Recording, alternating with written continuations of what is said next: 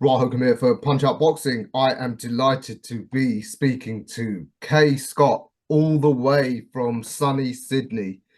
Kaye, as we were just saying, you're a hard one to get hold of, but you are super busy, as most pro boxers are.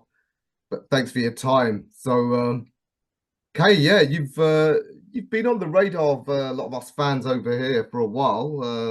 You and your BFF Tina have done a great job, building your profile on social media. But now you are poised to reach the top level of the sport. I think you posted on your Insta recently that the IBF have ordered you against your compatriot Desley Robinson for the world middleweight title. Before we come to that, I just want to get to know Kaye Scott. Tell the fans about yourself. You've had a very long amateur pedigree, bit of a late starter into the pros, but can you tell us about your boxing background, how you got into it? Yeah, sure. I guess as an athlete now, compared with a lot of the women that are starting up, I got into the sport pretty late. I just did a lot of netball growing up until I was kind of like 19. I'd started university and I've been doing that since I was about 8 years old and was getting really bored of it. So just joined the local gym and started doing a boxercise type class, which was just like boxing for fitness.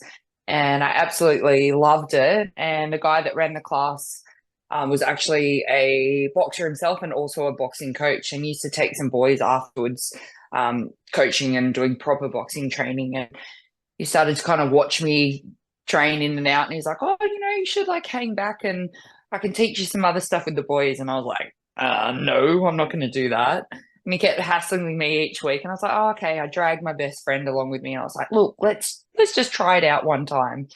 And she walked out of the class and was like, "I am never, ever doing that again." And I walked out and was in love with it. So ever since then, I kind of just made the switch. So I think I was like maybe 20 or something like that. I was at university studying. So I just kind of joined up at my local PCYC, but things were very different back then. When I started training a little bit more regularly, God, I only still like 3 times a week or whatever, because there was no girls down at the gym at all. And I kind of asked the coach as I started going along to some of the fight nights with the boys and watching them. And I was like, "Oh, do you think maybe like if I started taking it a bit more seriously, I could eventually have a fight, like maybe in 12 months or something?" And he just said no to me. And I was like, "Oh, like, oh, am I really that bad?" He's like, "No, you can't fight in Sydney." I was like, "What do you mean?" And it was still illegal in New South Wales for females to fight when I started back then. And that was 2009 or something like that. Mhm. Um, so it was kind of crazy if you think back 2009. It wasn't that long ago that was still illegal. Eventually, like I still kept just training casually, and the laws were changed when it was introduced to the Olympics to 2012. New South Wales were forced to lift their ban to make it equal for different states had different rules. So they lifted the ban, and I was the first legally sanctioned female fight in New South Wales. Mhm. And a journey kind of just grew from there. I started having more amateur fights, started winning state titles, winning nationals, and then started being on like the Australian squad. Still, it was very different back then. Like there were minimal girls. I kept fighting the same girls over and over again.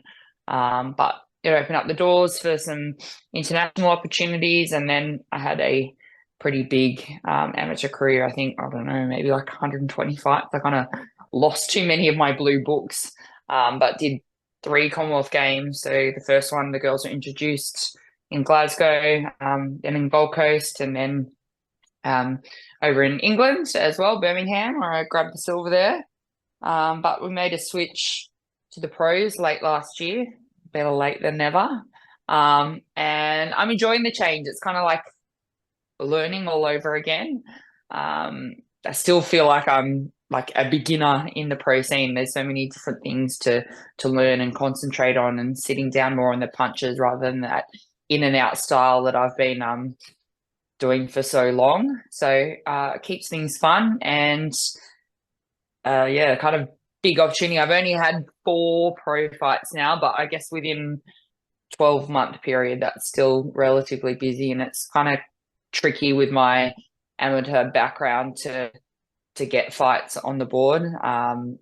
It's just everyone wants to keep their record clean, so no one wants to fight me. And then if you do want to fight you, they're asking a lot of money, so it like just becomes it's a business deal. I guess that's the difference in the pro scene. So, but yeah, big opportunities just presented. Things have just aligned. I guess it's the IBF belt is now vacant because Clarissa fought up into the light heavy, I think. So that belt became vacant. DESLEY boxed, I think, the African girl that was holding the number 1 position. So it's put her and me at 2 and 3, 1 and 2 now. So yeah, we're gonna fight for the IBF world title in my 5th fight, which is crazy and exciting, and yeah, it's awesome. Awesome indeed. Yeah, I mean, with your tremendous amateur pedigree, I was just looking back on BoxRec. Well, that's not correct. I know it's not correct. BoxRec says I've done 50 fights or something like that. I've had 120, so. But you've got a tremendous pedigree. You've been all over the world, international competitions, different styles. So you can presume you're technically very proficient. One thing is, I guess you was targeting the Olympics. I know early in the year you were bitterly disappointed you missed out. Yeah, but what happened there, and yeah, how much of a disappointment was it? It was. It's quite a complex issue. I don't want to go into too much, but initially my weight division, I had been fighting in the 70-kilo weight division for past, I don't know, 4 years, 5 years. And it kind of in the amateurs is the perfect weight division for me. And I think maybe 12 months out, just more than 12 months out, they reshuffled all the weight divisions for the females, and my 70-kilo division was taken out. So they added an extra weight division for the females, but it means they slotted it all differently. So 70 was kicked out and 66 was put in and 75 was there. So we made the decision to go down to 66. And it was only in a kind of 12-month period. And the first fight that I had was the qualifiers for it. And I just wasn't up to... I didn't box well, and I made it through to the final, but even getting to the final, I didn't, like, I beat my opponents, but I was not boxing well. I was too weight drained and just, yeah, not fighting well. So yeah, that ended that, which was kind of, yeah, crushing, because probably I would have maybe potentially ended my career after that. That had been kind of the big goal, and just made me reset things. I kind of had a little bit of a break for a period, and I was like, you know what, I'm not done yet. And then we jumped over into the pro scene, and I feel like it's kind of revived me all again, and like I'm excited about boxing again. So yeah, things happen for a reason, and I'm jumping aboard with it, and now this opportunity is presented. So yeah, it's really cool. Yeah, indeed. So is it fair to say for the rest of your pro career, middleweight is the division? You can't get down to super welterweight, even like with obviously the longer training camps, 24-hour weigh-ins, all of that? Yeah, no, I've had 4 fights. 2 of them have been at super welter, and 2 have been at middle. So I reckon I could probably even get down to welter, like as long as I had an extended camp. But the opportunities seem to have presented themselves in the middleweight category. So that's where this is. So it's easy. I kind of walk around. I don't have to do both my fights at middleweight. I haven't had to, no weight cut, no water loading, no sauna, no anything. It's just watch my food a little bit. And yeah, I ate dinner the night before and breakfast. And I was still, which is, I guess, not ideal, but yeah, I feel like I'm comfortable at that weight or below 1 as well. So I think the strength curve with the females isn't the same as what the males is. So you can kind of jump up and down weight divisions a little bit more easily than what the males can. So it gives me a little bit more flexibility anyway. Wherever the options are, I'll jump in and take it. Hmm. Yeah, that's intriguing because as I'm sure you know, at middleweight, there's not many women, I guess, who are your size. Um, but yeah, if you could get to welterweight, I mean, it's a hot division over on this side of the world. A lot of our top fighters, they're around the welterweight division. So talking of that, I mean, but being based down there, down under, is that the biggest problem? Like just the amount of competition, especially, I suppose, because you're closer to Asia, that you're not going to get as many women your Yeah, size. because then they're all the smaller weights Yeah, down there. Even like at a welter like that, you're huge being a welterweight for all the Asian countries. Um, and I'm at the stage of my life at the moment, I'm not really going to relocate hmm, over in the UK. So that's why I'm happy to just kind of jump up and down and with what opportunities present with themselves. sure. Yeah, if only I was 10 years younger, hey? Yeah, but well, as you said, if opportunities come up, who, I mean, we'd love to see you over here. Oh, hell yeah. Like for sure. If like I've got to fight over there, I'll go over there and have a training camp beforehand and whatever. But if I actually wanted to like really pursue it big time and hit that welterweight division, I'm not going to like go live over there for 2 years and 3 years, 4 years. Like I guess someone like Sky that which has paid dividends for her. She's smashing it and repping us Aussies, really proud over there. But yeah, I'm not going to do that at this stage. Oh well, hey, there's always social media for us to follow you to. If there's a fight over there, I'll come over and fight over there for sure. As we mentioned, you're a busy woman, so you are a pro, but as is the case actually in most parts of the world, being a pro boxer doesn't pay for most of you. Nah, What, still means I'm working. yeah. So what would you do? Do you have two other? I know you said you went to university. Like, do Yeah, you have I did a sports science degree and I stayed on and did a 4th year dip ed as well, which Mhm. I haven't used too much. I didn't enjoy teaching high school. Gosh, no. Year 10 boys. So I just do a little bit of personal training in the gym and some boxing classes and fitness classes as well. And then that allows me a fair bit of freedom and flexibility with all my training as well. Yeah. Okay. What are your interests outside of boxing and sports? I know you love your coffee. You love your. I do love coffee. I do love food. I love summertime and springtime over here. Beach, sunshine. Absolutely love it. I love doing kind of like coastal like activities that are physical as well. Like I go down to Manly sometimes and I had the kayaks and like kayak over to one of the little like beaches across the harbour and then I'll go like sunbake for 2 hours, then paddle back on the kayak. That's one of like my favourite things to do in summertime or take me out and eat good food. Love that too. Yeah. Music, all You that kind of stuff. you made the right choice not relocating here. I think all of us have asked Sky and Ebony and now Kate, who's come back. Why'd you give up sunshine for this? But yeah, good I don't ask. think I could handle the cold weather. I've done like quite a few camps over there, Yeah, in Sheffield, and oh man, it's not so nice. yeah, Winter time, oh, don't like it. definitely pretty grim in that part of the country.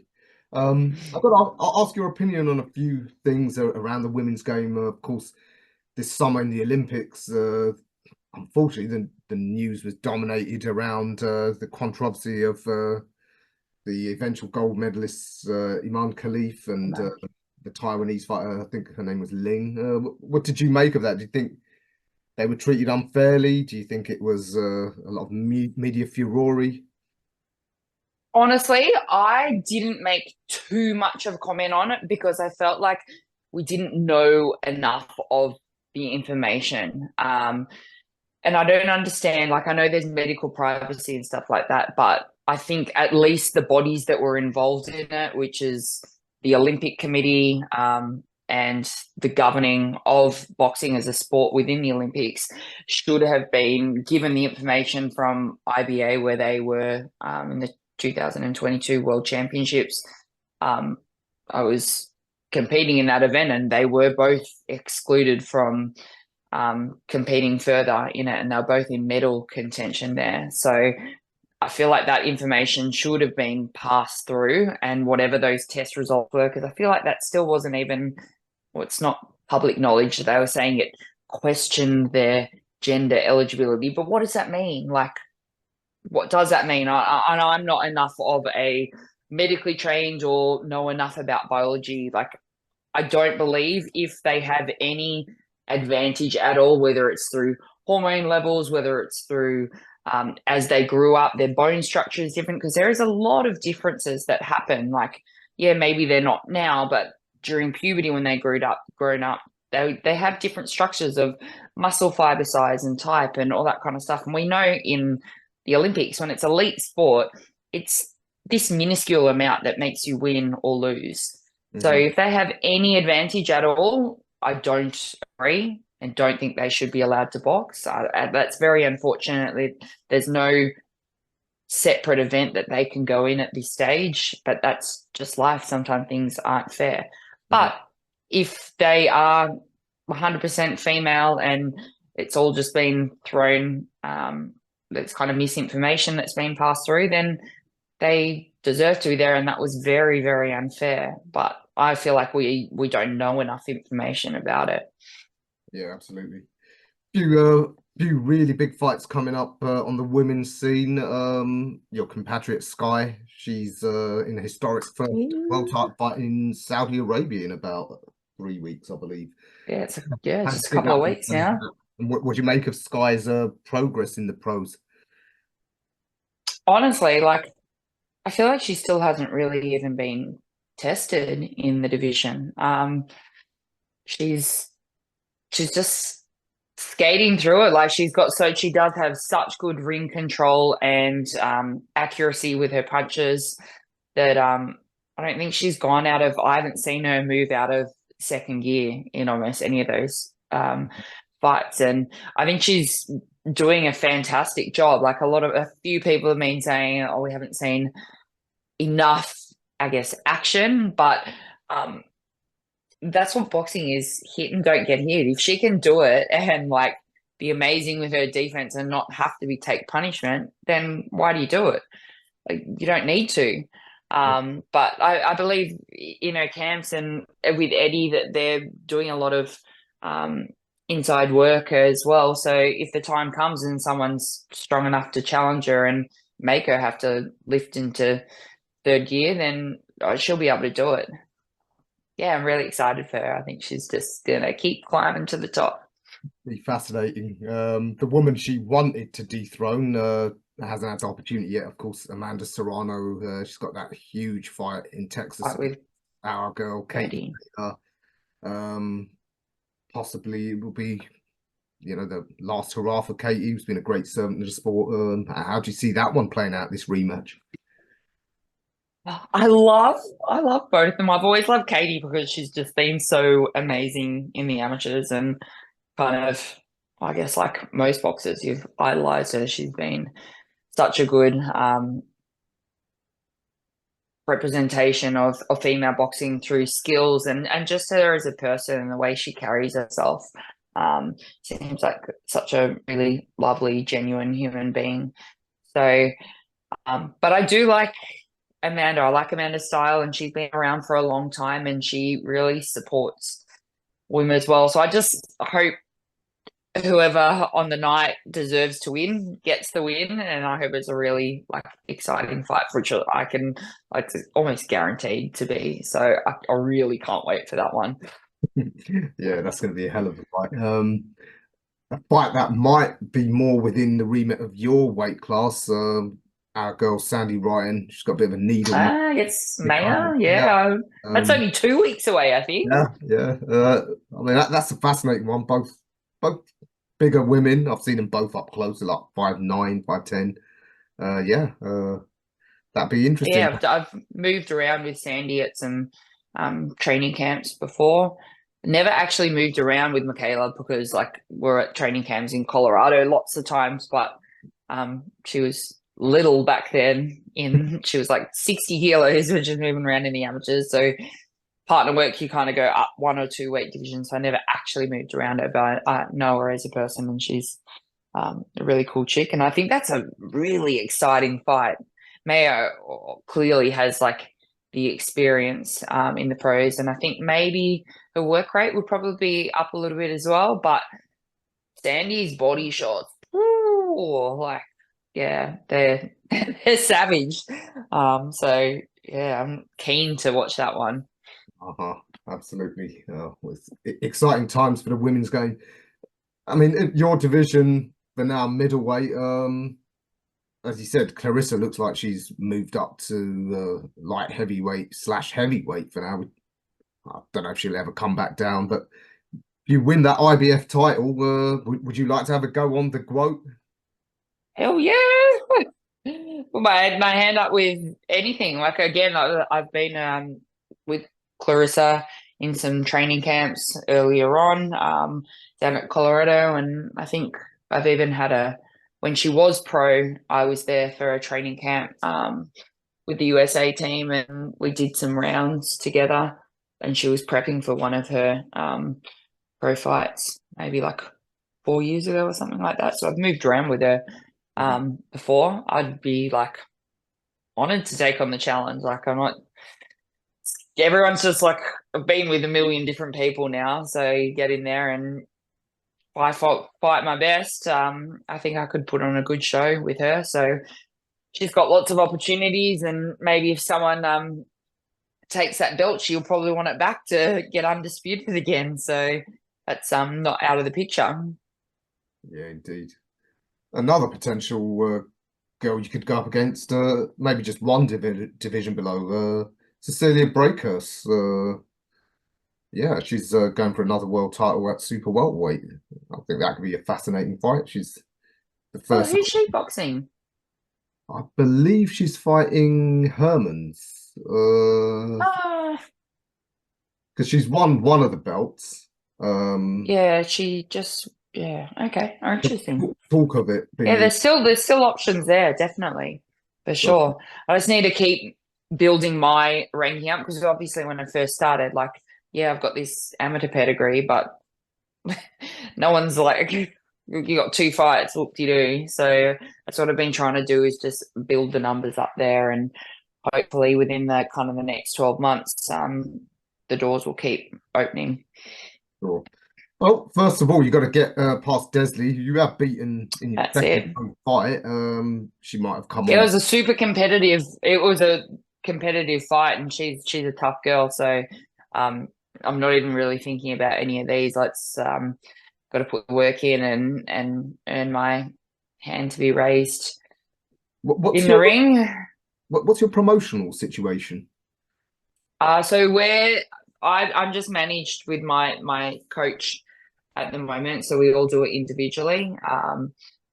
That's what's kind of working, and we're just waiting for this fight. There's a few promotional teams that have offered to take the fight onto their card. I think No Limit and someone else down in Melbourne as well. So we're kind of just in negotiations with the team on where it's going to be and what promotional team is actually going to kind of host the fight as well. So I'm waiting for a date and location. Could be entering a great time for Aussie boxing. Obviously got Tim Zhu fighting out next. Jai. Hopefully Jai. What a fighter he is. Both of them are obviously out in the next couple of weeks. There's a lot of talk that Matchroom might have a big show in with Liam Paro. Wouldn't it be great if we could get your world title shot on that card?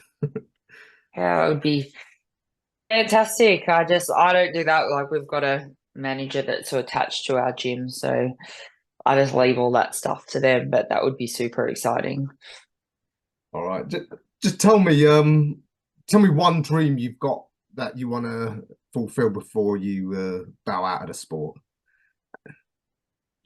I'm It sure. would be to be to be world champion would be it. That would kind of really, I'd be super happy with that. So then I'd reassess after that what I want to do. But this is, I didn't think the opportunity would present so early on. I thought I was going to have to kind of be chipping away a little bit longer before that happens. So yeah, that would but being able to call yourself a world champion's like pretty, that's as high as it gets, obviously. Then it's undisputed and all that kind of stuff, picking up more belts. But yeah, that would be the goal right now. All right. And Well, the new we will stay posted and hopefully see you fulfill that. Yeah, as I said, love to have you here. If you do come over, by the way, we do have branches of the Meat and Wine Company here, so even do you? yeah, even if you don't get sunshine, you'll get some good steak. I'll get some good steak. Absolutely. Um, I'll be sure to visit. we look forward to that. All right, Kay, it has been a pleasure. Yeah, we look forward to news on that IBF world title shot, and hopefully we will be seeing more of you. Yeah, sounds good. Thanks for having me. Pleasure's all ours, and yeah, good luck with your world title shot. Thank you.